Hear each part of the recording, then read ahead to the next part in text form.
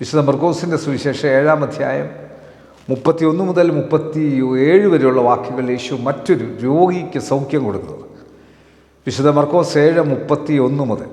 അവൻ വീണ്ടും സോരിൻ്റെ അതിർ വിട്ട് സീദോൻ വഴിയായി ദക്കപ്പലി ദേശത്തിൻ്റെ നടുവിൽ കൂടി ഗലീല കടൽപ്പുറത്ത് വന്നു.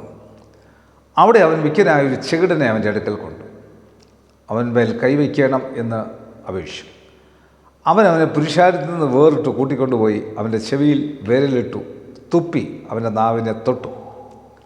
സ്വർഗത്തേക്ക് നോക്കി നെടുവീർപ്പിട്ട് അവനോട് തുറന്നു വരിക എന്നർത്ഥമുള്ള എഫദ എന്ന് പറഞ്ഞു. ഉടനെ അവൻ്റെ ചെവി തുറന്നു, നാവിൻ്റെ കെട്ടുമഴിഞ്ഞിട്ട് അവൻ ശരിയായി സംസാരിച്ചു. ഇതാരോടും പറയരുതെന്ന് അവരോട് കൽപ്പിച്ചുവെങ്കിലും അവൻ എത്ര കൽപ്പിച്ചു അത്രയും അവർ പ്രസിദ്ധമാക്കി. അവൻ സകലവും നന്നായി ചെയ്തു. ചെകിടരെ കേൾക്കുമാറാക്കുന്നു, ഊമരെ സംസാരിക്കുമാറാക്കുന്നു എന്ന് പറഞ്ഞു അത്യന്തം വിസ്മയിച്ചു. ദൈവത്തിൻ്റെ പരിശുദ്ധാത്മാവ് ഇപ്രകാരമാണ്. നമ്മളുടെ നാവ് കൊണ്ടും നമ്മളുടെ കേൾവി കൊണ്ടും എന്തെല്ലാം നന്മ കേൾക്കുവാൻ നമുക്ക് ആഗ്രഹിക്കും.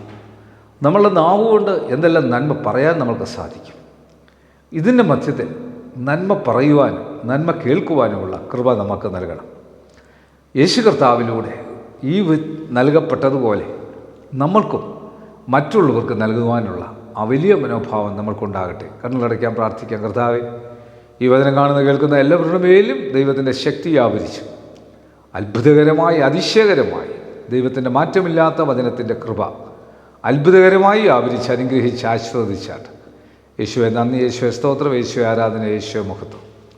യേശു മൂലം പ്രാർത്ഥന കേൾക്കാൻ നല്ല പിതാവേ, ആമേൻ. God bless you.